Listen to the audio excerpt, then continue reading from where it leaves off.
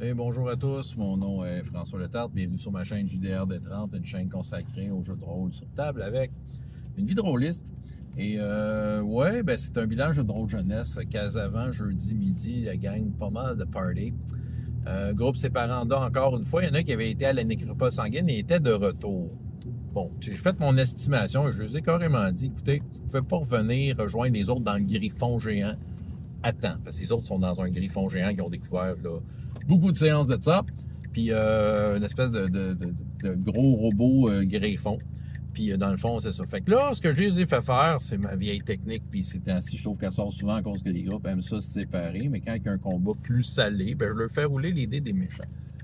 La joueuse qui joue la chevalière, ma vétérante, avait bien du plaisir à jouer les dés de la liche. Parce que oui, il y a une liche.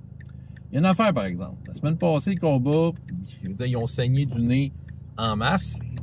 Puis, ils ont saigné du nez en masse, puis ils se sont aperçus que c'était un adversaire de taille. Puis j'ai quand même eu un petit discours en début de partie. Je leur ai carrément dit, écoutez, je vais être franc avec vous, j'ai mis la mort sur la map. Clairement, cette créature-là, vous voulez juste taper dessus, vous mourrez. J'ai mis ça clair en partant. Là, qu'est-ce que vous avez comme atout? J'ai un peu fait la liste de l'endroit où est-ce qu'il était. Tu sais, l'espèce de truc qui maintient l'âme de la liche qui est dans un objet à part, qui est porté par un des joueurs, se trouve est fait en adamantium. Ben oui, c'est indestructible, mais sauf que le griffon est fait en adamantium, l'épée d'un des joueurs est faite en adamantium. Ils ont trouvé la fameuse forge où est-ce qu'ils pouvaient forger de l'adamantium grâce à des alimentaires de feu et probablement d'autres choses. Puis là, ils se sont dit non, faut envoyer dans la forge le truc de la liche, déjà en partant. Mais la liche, quand même, a fait des ravages. Je veux dire, elle a failli tuer 2 personnages. Mais, tu sais, failli. Bon, il y avait des points de chance en réserve, ce qui fait que, tu sais, leur chance de survie était quand même pas mal bien, quand même. Ils étaient pas mal, tu sais, ils étaient pas mal au-dessus de leur affaire, là. Tu sais, si c'était en ferme de points de chance. Mais, tu sais, reste que ça fait dépenser des ressources, tu sais. Des points de chance qui ne peuvent plus revenir après. Ils ont quand même réfléchi à leurs affaires. Il y en a un des joueurs qui avait trouvé il y a longtemps un habit avec des boutons spéciaux, un habit qui est toujours propre. C'était l'habit probablement du commandant du Griffon. Fait qu'il se fait appeler. Fait que là, le Griffon, il s'est mis à vivre, en fait, parce qu'il y a un des autres personnages qui faisait le ménage du cœur.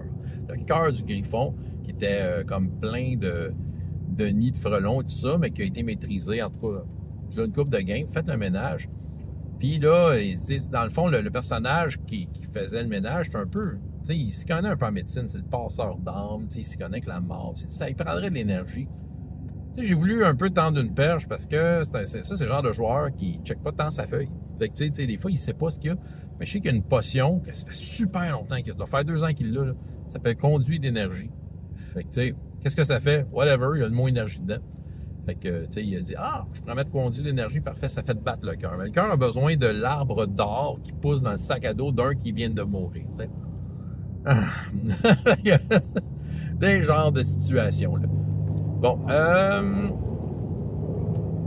en tout cas, c'est sérieux, c'est une multi-situation. Le Griffon s'est réveillé, il a appelé son maître, fait qu'il est allé voir. Là, il y a des cubes gélatineux qui se promènent là-dedans. Il y a un cube gélatineux intéressé par le bordel ambiant qui est venu faire le ménage. Tu sais, je joue tout avec la logique de tout, tu sais.